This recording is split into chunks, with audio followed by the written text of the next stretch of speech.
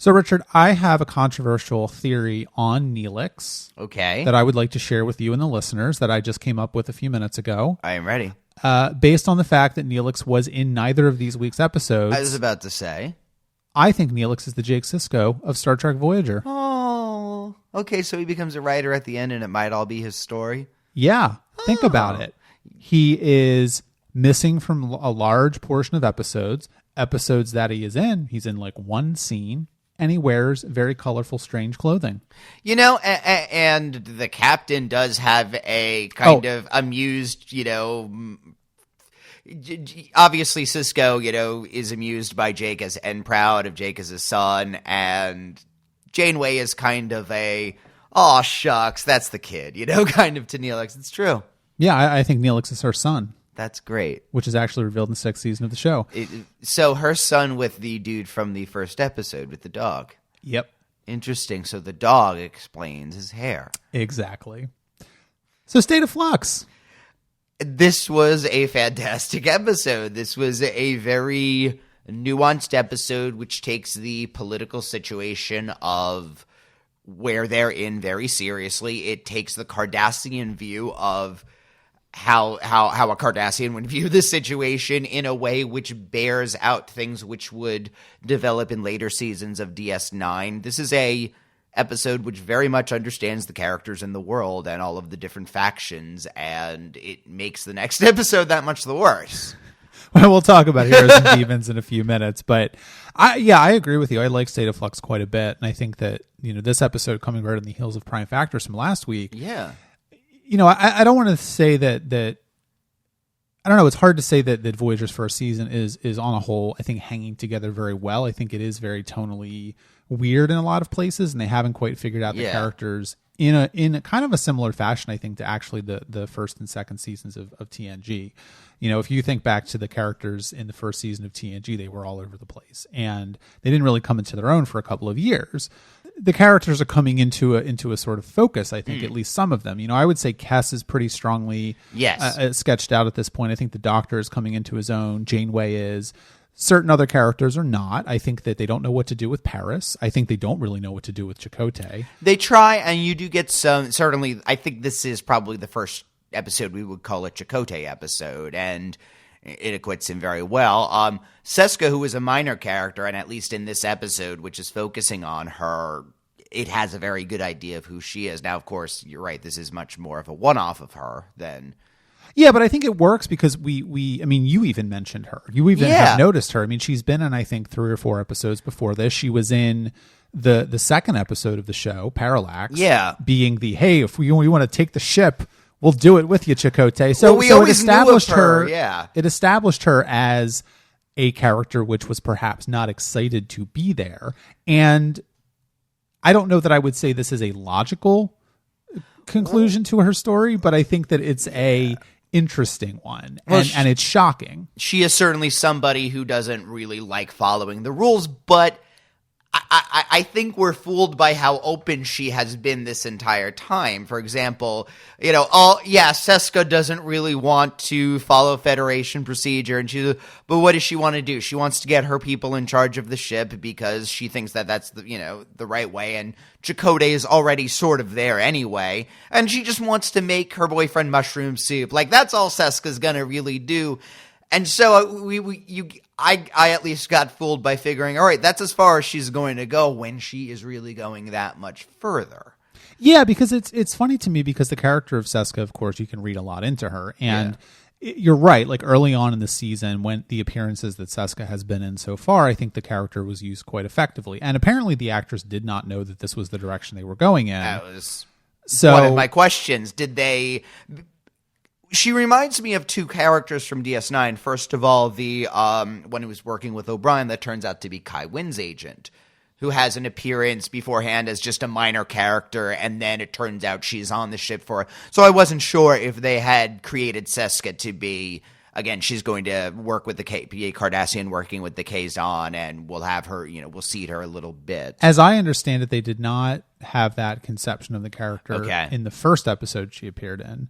But that pretty quickly became the idea. Sure. And so, and I guess which is strange, like, because Voyager in the timeline of how they wrote the show, pretty much I think all of the episodes that we've seen so far were written before an episode was even filmed. Yeah. Like, for example, I think one of the reasons why Heroes and Demons is so bad is that Naran Shakar, who worked on TNG and knew that show very well and knew Star Trek very well and knew the characters very well, had no idea about what the characters were going to be like. And so Heroes and Demons comes across as this sort of flat, wet fart. But in terms of State of Flux, I think it works because they were able to say, okay, we've got this character of Seska. She was in Parallax, the second episode that we filmed. We're going to put her in a couple other episodes.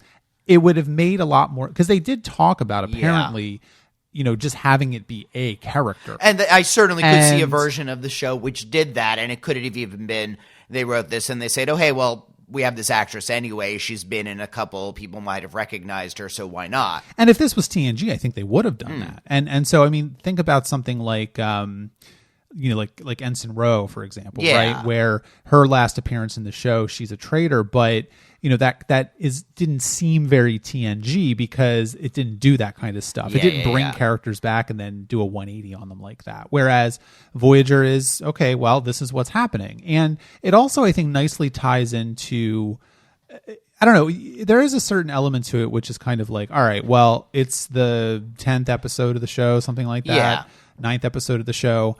We've already had a Romulan. Now we have a Cardassian appearing. It could feel like they are perhaps not as interested in the Delta Quadrant as they should be, considering that they came up with this premise and they created the show. This wasn't something that they sort of like found. But I think that it works in this case because it grounds the Maquis stuff in a real place, and it also, I think, gives a little bit more context to Chakotay as a character as well. I think in other ways it uses the Cardassian-ness very well in that it's we know what the Federation reaction to this situation. We have an idea what the Maquis reaction to the situation is, but this is giving us what would the Cardassian response to this situation, and which gives us a different nuance to the Cardassians. As I said, this gives some ideas of stuff that spins out in later seasons of DS9. For example, when the Cardassians in DS9 realize that they're probably going to be beaten by the Dominion, the bigger power in the galaxy, what do? Through Gul Dukat, they sign up. They're like, we're going to be best friends. You're going to take care of us, right, guy? Like, he's pretty... The Cardassians are pretty much Chris Christie, right?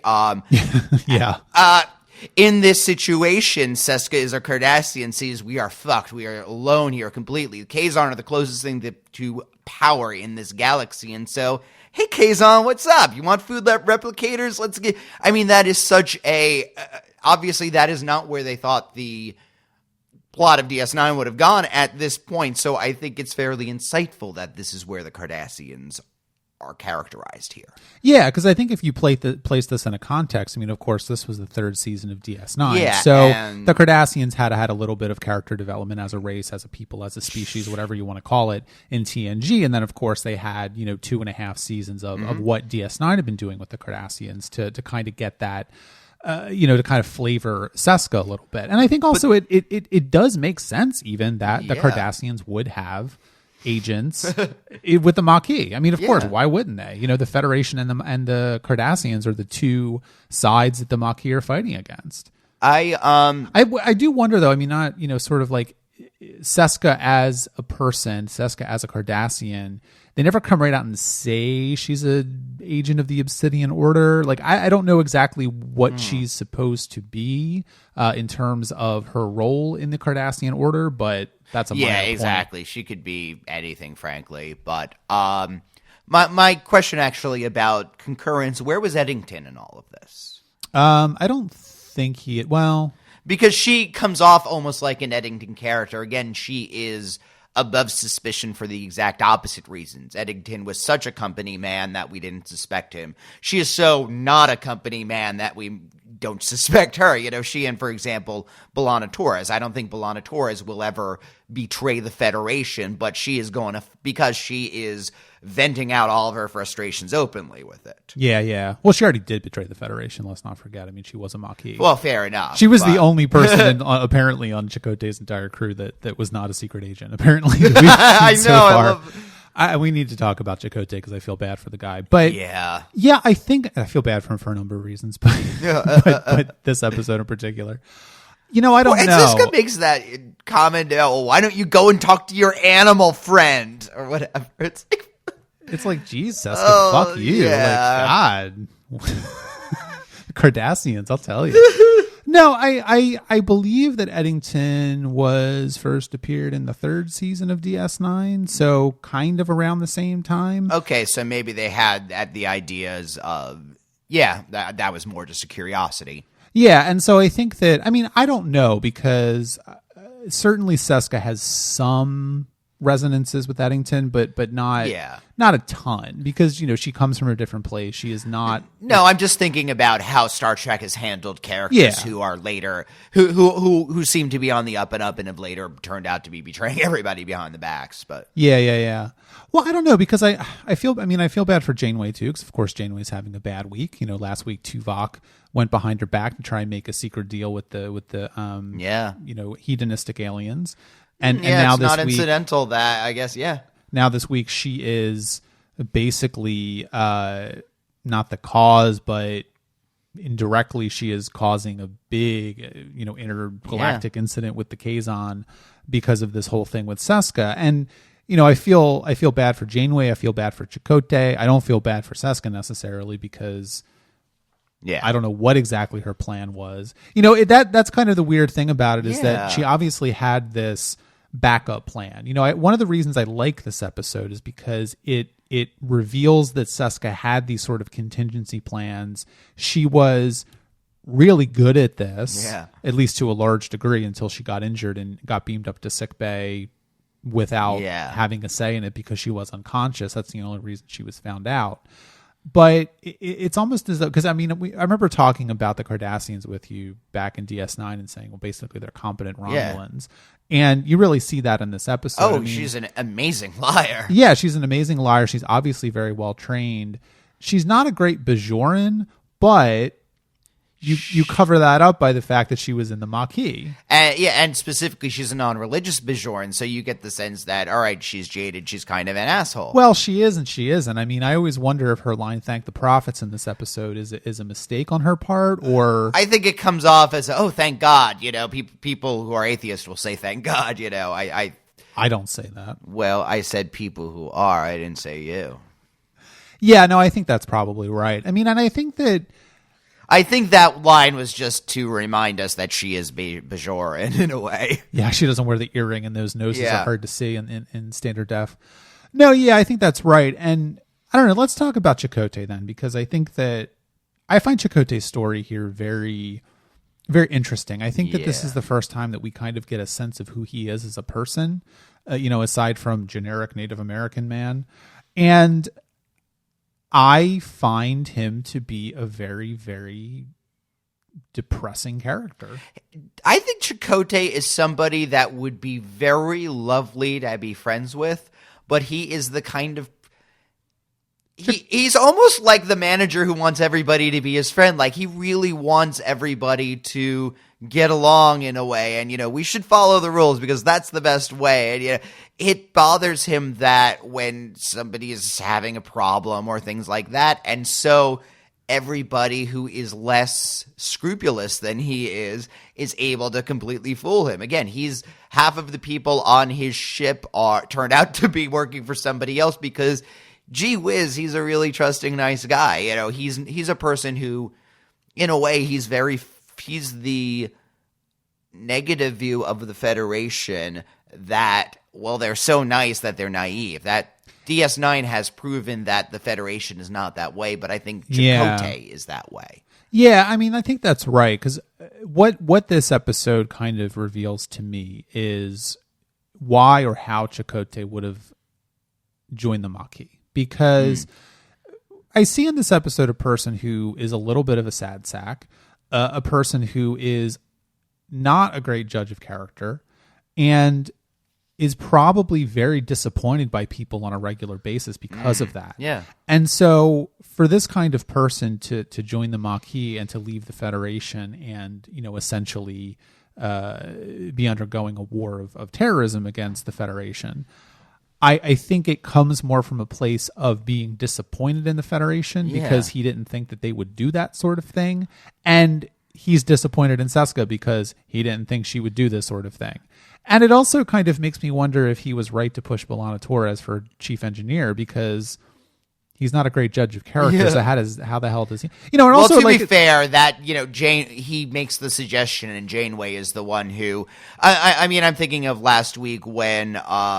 Which ends with Janeway saying, I'm the captain. It's my turn to make the decision. You bring these things to me. You bring your objections. You bring your quandaries or whatever. I mean, it turns out to be the right thing to ask Janeway to weigh, should we make this deal for the literature and all of that. So, frankly, Janeway is the failsafe against Chakotay's inabilities, because she is a very good judge of character. I think, though, the issue was making... Again, I know why she made Chakotay the first officer. It was a very symbolic gesture, and he's certainly a person that she can trust. I think everybody who trusts Chakotay, legitimately, he is going to earn and keep that trust, but he is otherwise not maybe the best first officer. I don't know if he would make a good captain. Yeah, I don't know either, and I think that one of the things that I always wonder is sort of, okay, so you look at this and you say, well, Chakotay was the captain of this Maquis ship. He had this crew behind him. He had Tuvok. He had Seska. He had B'Elanna Torres. Yeah. He had some other Maquis that are various extras. Oh, I'm sorry. I'm just thinking about something. Seska says at one point, he's like, well, all the and Seska's like, the information you have wasn't really important or interesting enough, right? What if Chakotay's ship was a decoy ship, for example? Like, what if he just had Chakotay was somebody that the Maquis sent off to distract from real missions? It's possible. I mean, maybe that's like, because suddenly, like, this is my headcanon. He's just this. They give him one person who's actually really good and talented, Torres, and then the rest of them are all just sort of like secret agents or incompetent. And maybe Torres is competent but pissed off the wrong person. It's possible, yeah. I don't know, because I think that, for me, Chakotay is... Yeah, you're right. I don't think he's a very good first officer. I don't know that he's the best choice. Yeah. And I wonder why Janeway would keep him. I kind of think that there's a little bit of this which is a little unbelievable. Yeah. Then again, it was frankly unbelievable that no one ever threw Quark in jail for 20 years. So you just kind of have to align that kind of thing. Voyager was not the only Star Trek show to do that kind of stuff. Chakotay is there because he's the main character, and that's what we have to go with. But I look at this and I say, I don't know that she would really trust him very much. He hasn't done anything that's been untrustworthy, but he's shown himself to not be very good at judging people, which is something that you need to be when you are a captain. And to have someone, not to mention the fact that we haven't even really mentioned yet, except for your comment about her his girlfriend or her boyfriend, that, apparently Seska and he had a thing at some point. Yeah. So this is someone that was very close to him. Now, of course, you can sort of say, okay, well, Janeway would say Cardassian Obsidian Order agents are very well trained to be extremely convincing, whatever, right? Yeah. I can't blame him for falling for that, because we've seen so many other, Federation citizens that have fallen for this. Okay, you can certainly hand wave that away. But at the same time, I think that it would raise doubts in her head, at least. Oh, yeah. That, again, I could see her making the decision in early days when, all right, well, we're probably going to be a few weeks at home, so putting Chakotay as the first officer assuages the Maquis people. It makes them, realize that they do have a voice and it's working fine, and it is respect for somebody who was the captain of a ship. And we'll be home before it really makes any issues, but now the damage has been done. Yeah, I think that's right. Again, we see especially at the conversation between Tuvok and Janeway in the last episode.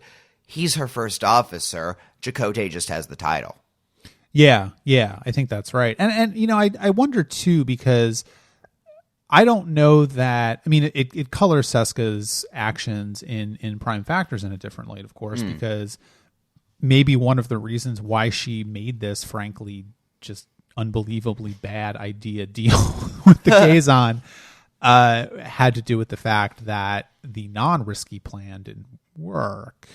Yeah. And so, you know, you look at this and you say, okay, well, she had this idea to give technology to the Kazon and do what with it? To make an ally? Okay. I think she is. Yeah, it's possible that she is genuine when she says, we have nobody, we have no friends, we need everything we can get. Here's a very easy way to get at least this Kazon ship on their side. And frankly, what are we giving them? A replicator? It's not as harmless as the literature, for example, as the next episode makes clear. Replicator technology and transporter technology are fairly similar, and terrifying, apparently. Oh, given given the ways the holodeck apparently can be weaponized and can be dangerous, certainly I can see if the Kazon put their best Kazon scientists to the problem, they would be able to weaponize a replicator if they wanted to. Yeah, maybe. I don't know. But I think that I mean, of course, Janeway makes the point, which is you never know. We have no idea how this could affect the balance of power. And frankly, this is my decision to make. Yeah, I mean, that is, in effect, the Federation line, and that is Janeway's line. But I do wonder about Seska's motivations here because, you know, okay, well, she didn't want to be stuck in the Delta Quadrant. Of course, no one there wants to be stuck in the Delta Quadrant.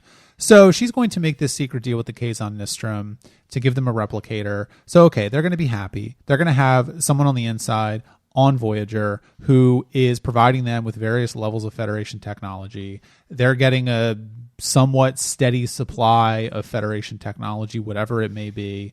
Eventually, they'd probably want to move up to weapons. Yeah. Seska would happily give them weapons because what the fuck does she care?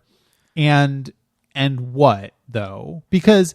Well, listen, you know, we were on this planet last week, and they had this thing that could travel, you know, you through the entire galaxy, and they weren't really willing to give it to us. Here's replicator technology. Would you mind going on a mission with us to steal a ship from them? I mean, it could even be something like that. But how is she going to convince Janeway of that? I mean, that's the one part of it that never really makes a lot of sense to me. Is like, what's the end game here? I mean, I certainly get that, because for someone that is as intelligent and capable as Seska appears to be, I don't know what the end result of her plan is, and maybe that's the point. Maybe it's just supposed to show how desperate she is. I don't know. Well, that's the mushroom thing at the very beginning. She does this very obvious plan that she knows she's going to get immediately caught for, and she thinks that, okay, well, Chakotay is going to enjoy the soup so much that it doesn't really matter if it was the wrong thing to do. He's not going to really care, because she wouldn't really care. And so I think there is a degree to which we made a deal with the Kazon, and they got us a transporter platform that is going to take us to Earth. You know, let's all hop on. Janeway would say, well, that's, again, she thinks that, I think about the Federation reaction to Section 31 poisoning the Dominion, which is basically Sisko and everybody aside. Well, this gets us our goal, and it's such a wrong thing to do that, but it doesn't really matter. It's done already, and so we might as well take the advantage of something someone else did. Again, Seska would have that reaction. There is a bit of a naivety on her part, too, a bit of short-sightedness, where she doesn't realize that people who are in the Federation won't make that decision. That's one of the things she rails against Janeway for her action in the pilot, destroying the thing that would get her home. No Cardassian would do that. No Maquis would do that. Yeah, no Maquis would do that. And also, I mean, I've gone on record as saying I don't know if that was the right decision. Yeah. You know, I still struggle with that about Voyager in general, whether or not it was actually right to do that. And I do think that Seska's parting line about, you know, Janeway being a fool is, you know, that is obviously combative, and that is obviously designed to be offensive. Yeah. I don't think Janeway's a fool, but I can see how someone would think that. Yeah. Because that really does lay bare, I think, how different the Cardassian and Federation philosophies are. I mean, again, I don't think Janeway's the fool. She wasn't close enough to Seska to get fooled by her, but well, I mean, Chakotay is. Yeah, Chakotay is, and I mean, I also think that in terms of Janeway being a fool, I mean, Seska's obviously saying that because she thinks that if this was a Cardassian ship, they would be back already. And I mean, she's a villainess who's being defeated. Of course, she's going to call them a fool. And she's probably right. Yeah. I don't know. But it is the kind of case where I wonder about how long Janeway can make these unilateral decisions without non-secret agent Cardassians also getting pissed off at her. Because, of course, it's already happened once last week. Yeah. Maybe she's put the nip in that particular bud. I don't know. We're just going to have to find out. But things don't seem very happy on the jolly old ship Voyager right now. Well, I guess my wonder is if we will see Seska again. I kind of hope we do. We do. Okay. The last thing I want to talk about before we move on to Heroes and Demons is second appearance of the Kazon. You kind of called them Klingons in their first appearance. They still are Klingons. Yeah, I don't know that's it's like the one. I mean, I wouldn't say it's a weak point. I think that the show does an okay job at making the Kazon out to be not Klingons. And of course, this is only their second appearance. I don't know that we know a lot about them still. They come off almost like original series Klingons a bit, in that they are the antagonist, and we don't know a ton about them other than some distinctive looks and the fact that they keep reappearing. But that's about where we're at. I have no idea if the Kazon will be treated more in depth. Yeah. And also, their headdress was made out of dog toys. Oh, I love dogs. Yeah, I mean, I will say that I think that probably it's been the finest Janeway scene so far when she's facing down. Oh, get off my shit! Yeah, in the sick bay, and then also once again over the view screen. I mean, she is. No, she could be. She is a terrifying science geek. Yes, she is. I find that I had the phrase holodeck episode, the phrase Voyager holodeck episode. I have an instinctual reaction against it. I feel like this is a good instinct. Yeah. So, all right, let's talk about Heroes and Demons then. If we're done talking about State of Flux. Okay. Well, here we have an entirely new quadrant of the galaxy, new species, new things to find. A group of people who are alone in a very hostile part of the galaxy, far from home, no way to get there.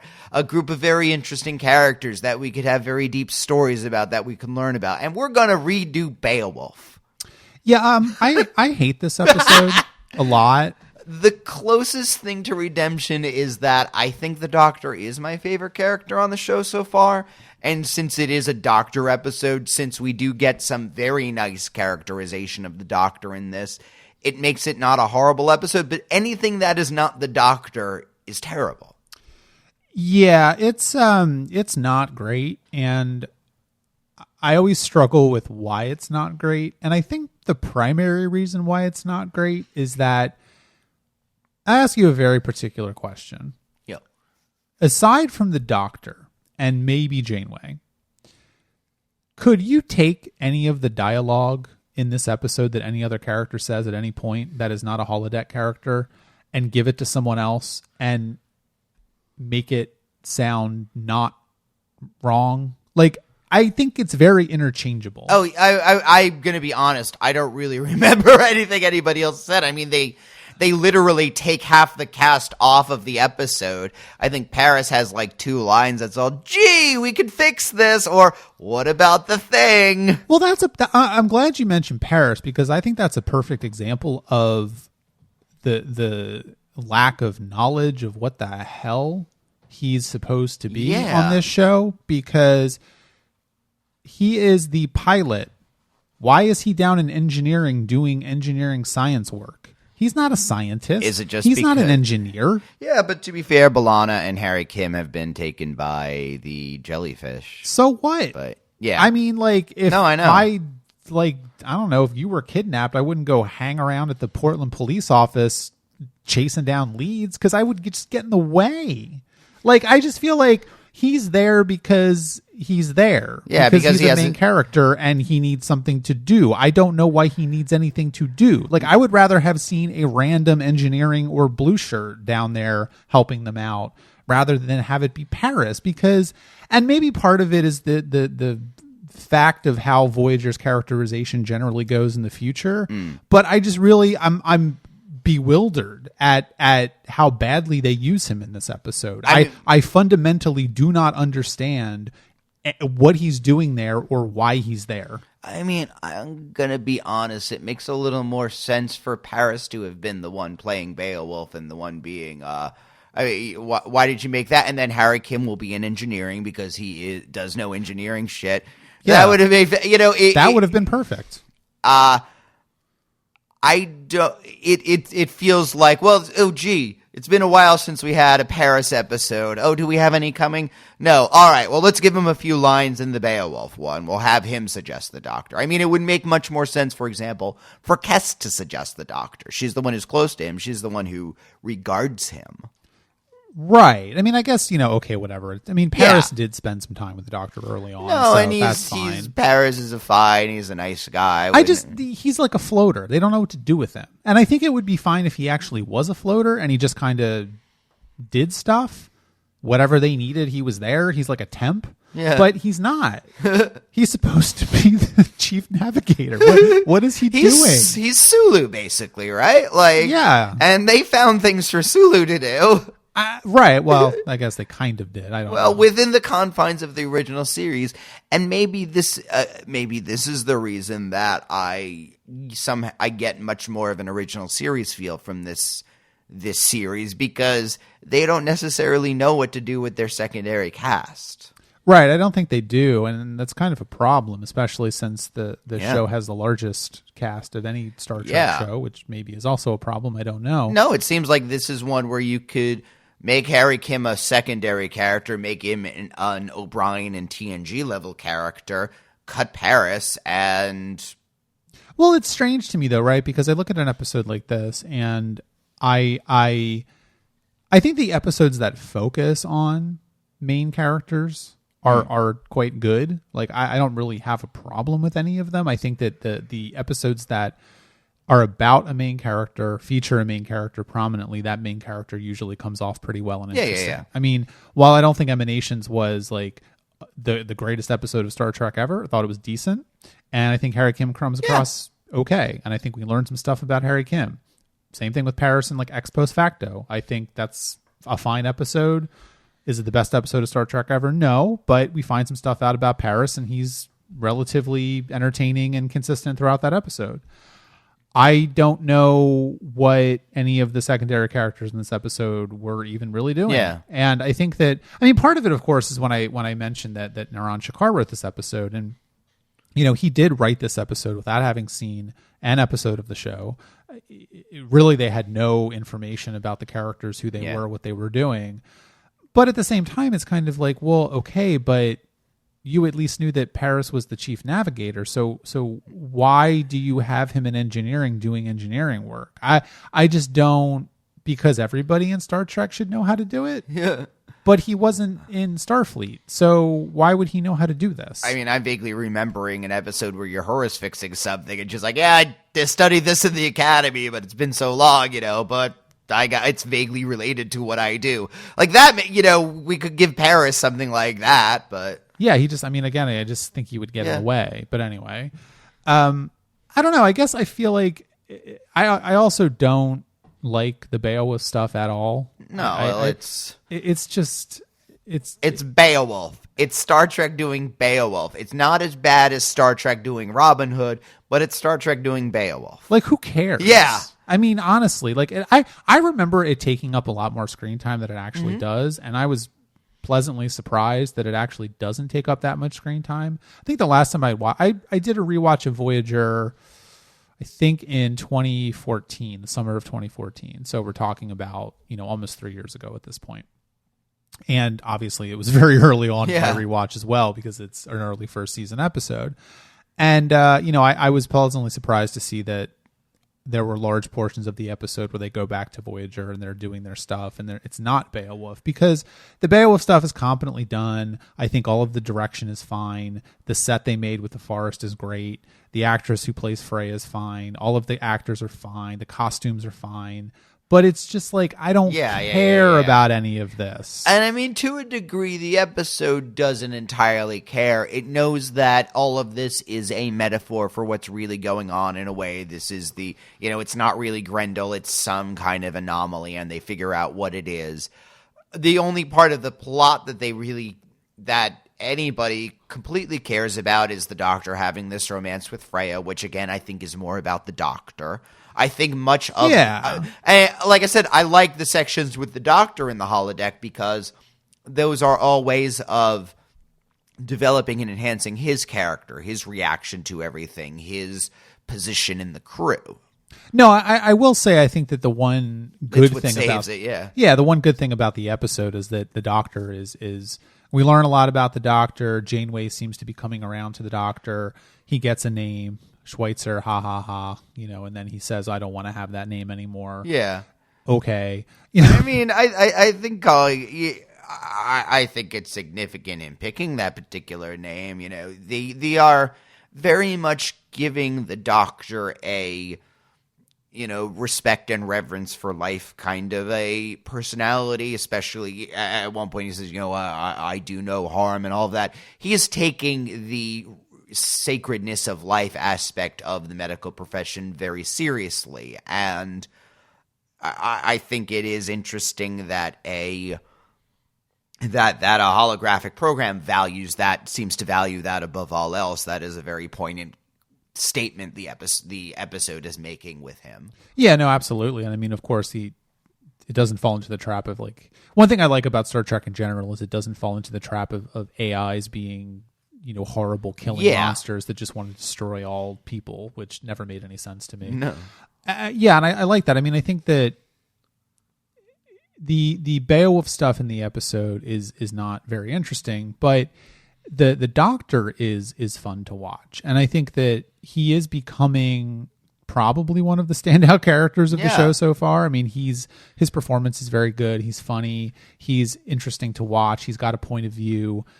I think part of the problem with, like, Paris, for instance, is I don't know what his point of view is. Yeah. I could say, okay, I know what Janeway's point of view is. I know what Kess's point of view is. I know what Neelix's point of view is to some degree. I don't know what Paris's point of view is. I don't know what Kim's point of view is. And I don't know what Chakotay's point of view is, honestly. Tuvok, yes, okay. And I think the three of them, Chakotay, Paris, Kim, have a very common naivety about them. Again, there's a very G-ness to all of them, I would say. Well, I actually one of the things I like about this episode is when Tuvok and Chakotay go into the holodeck and they're engaging in their little mystery investigation for the first 5 minutes of the episode until they disappear. I think that the show is able to imbue Chakotay with some of that spirit of investigation, some of that spirit of respecting cultures. He talks about how many different cultures have stories like Beowulf. He talks about demons, Tuvok. They have that nice little exchange where Tuvok says, "Oh, well, there are no stories like this on Vulcan," and Chakotay says, well, that's why they're so popular. It's just a little bit of a dig, and I think that part of it feels like those characters have some personality. I mean, he almost... and I guess that is... It is interesting to see the two of them working together when they had obviously worked together a bunch on Maquis operations under false, understanding, and now that they're both on the same side for reals this time, I mean, I think it's significant that the two of them like each other then. Yeah, I mean, I don't know that... I don't think you could take a Vulcan, secretly betraying you as personally as you could take, for example, Seska. That is very true. I mean, I also don't think that Chakotay and Tuvok were sleeping together. That's true. Also, I don't know why I keep saying Chakotay like B'Elanna Torres does, but apparently that's my thing now, so I'm just going to keep saying Chakotay. He reminds me in this episode and in episodes like Emanation... I'm getting some Counselor Troy vibes in that she would be the one to explain the culture. I mean, he's able to read the culture around them in a lot of ways. Well, kind of in a similar way, I guess, to how, I mean, who would really function as that in DS9? Maybe Dax? I don't know. I don't know that you really had that character in DS9. Yeah, the different character.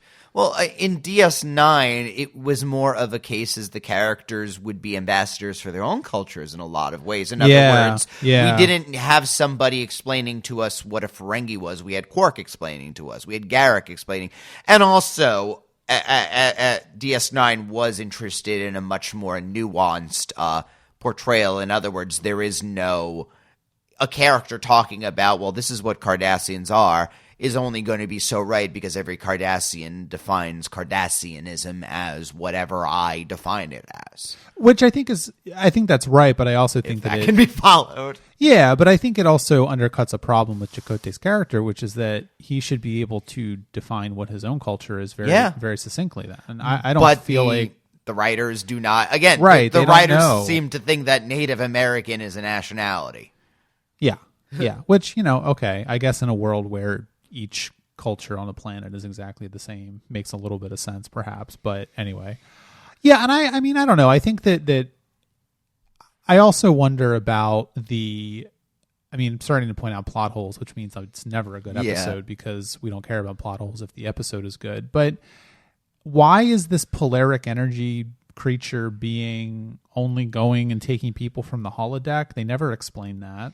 It doesn't really make any sense why that would be the case. No, I understand why, because you can't have people being kidnapped from the ship willy-nilly, and so they have to have an episode structured to hang this thing on. But I mean, I gotta be honest, anytime that this episode deals with something that involves flashing lights, I tune it all out because I know it's not going to mean anything. It's just going to mean it's a widget to fit whatever hole the episode needs it to be. Like, already I think that is in some ways a failure of writing because we should be delighted by this new life form, right? This is in the conversation at the end, Janeway and the Doctor, and talking about this is one of the exciting parts of it, where you get to see something completely different. We could find out what's the same, what's different about that.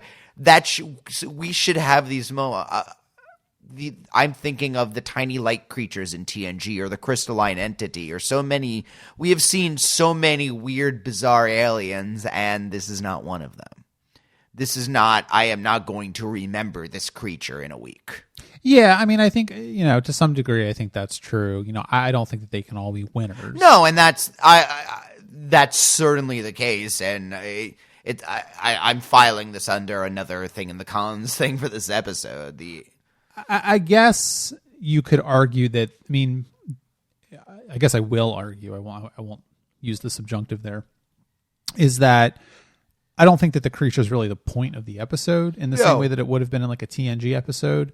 And so the point of this episode is really to define the Doctor's personality a little more, to get him out of sickbay, to let him develop as a person a little bit. And I think also, frankly, to develop the relationship between him and Cass a little bit. I mean, I do like the pep talk that she gives him very much. And now that you brought up a couple weeks ago about how Cass is sort of a Mary Sue character, I can't get that out of my head because she's like perfect. I mean, she's basically going in and telling the Doctor he's wonderful and giving him a back rub and chocolate soup. I mean, it's she tells him he knows exactly what he wants to hear. She is very firm but loving to him, doesn't give him the option, but makes him be better. She's mom, she's the team mom in some ways, I guess. Yeah, which I guess or the kooky aunt maybe. Well, I don't think she's old enough to be an aunt, but she's old enough to be a mother. If you're old enough to be your mom, you're old enough to be an aunt. She's not old enough to be a mother, which you will find out in a later episode of Voyager. But wait a second, like you could be like 5 and be somebody's aunt. I'm tired. I'm tired of talking about this. No, yeah. Aside from all that, though, I think that at the end of the day, it's not a very good episode. I don't find Beowulf very interesting. I don't really like it when Star Trek in general does this sort of low-rent community theater. It reminds me of Wishbone in a lot of ways. That's, I think, where what they were trying to do with this. It was about the same time. I think I would have liked to have seen this as an episode of Wishbone. Yes. Well, maybe the last thing I'll mention before we wrap this episode of the podcast up is, do you think that the Doctor, I mean, he seems to be very affected by this away team mission, and that makes sense. It's his first time technically on an away mission. Yeah. I mean, he's been pushed beyond the boundaries of his program simply by being the full-time doctor, and now going on a away mission was something that the emergency medical program was never intended to do.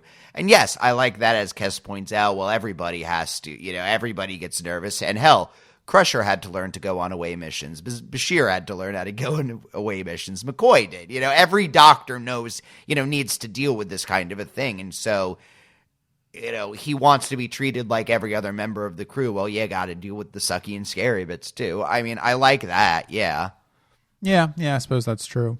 I guess part of me also sees this as part of a developing story in a way. In other words, I would be surprised if the Doctor has to stay confined to sickbay for the run of the series, right? Like, they're going to at some point find a way of getting him off of that, whether it's inventing new technology, whatever. I have no idea, but just because they are going to run out of stories that have to take place into confines, and not every adventure can take place in the holodeck because that's not real. Right, right. And so I kind of view this as a stepping stone to real Doctor episodes in a way. Sort of, yeah. I mean, I guess the question is, the whole episode impinges on the idea that this alien can make matter into energy and vice versa. So why can't they just do that for the Doctor? Yeah. I thought the implication was something like, well, it's, we can do that, but to make a portable version is to whatever, but I'm not sure I know what you mean. Like in other words, they have all the things to create matter into energy and stuff within. Oh, in other words, are you saying you want these aliens to make the Doctor real? Yeah. Oh. Why not? Is he going to be a Pinocchio story? Is this what's going to happen? No, that is not what happens, but I just wonder why they didn't do that. I don't know. Because it's only episode 10. Give a guy a break. All right. Well, I think that's it for this episode of the podcast. If you have any thoughts on either of the Voyager episodes we just talked about, please leave a comment on the post for this episode of the podcast at trekaboutshow.com. You can check out our Patreon, patreon.com/trekaboutshow, which also supports our other podcast, Tuning In. We are running through the X-Files. We are just releasing our episode in 2 days on the X-Files episodes, Lazarus and Young at Heart. And if you give us $5 a month or more, you can listen to all of our special patron episodes. There are 17 of them at this point, if I did my math right. Facebook, Twitter, Instagram, Trekabout Show is our username in all those places. And as always, please leave us an iTunes review for Trekabout. It is the best way for new people to find the show. And we like new people. I could take them or leave them. It depends. Are they cute? Do they have dirty photos to send us? Next week, we're going to be talking about the Voyager episodes. Just 2 episodes left in this season. Oh, my God. Cathesix, I think. Cathesix? Cathesis? Catheter? Cathexis. Catheter. Cathexis. Cathexis? Cathexis. I really wish you would stop saying that. It sounds. And if you want to send us cathexy pictures, you can do so. So yeah, we're talking about catheter and faces.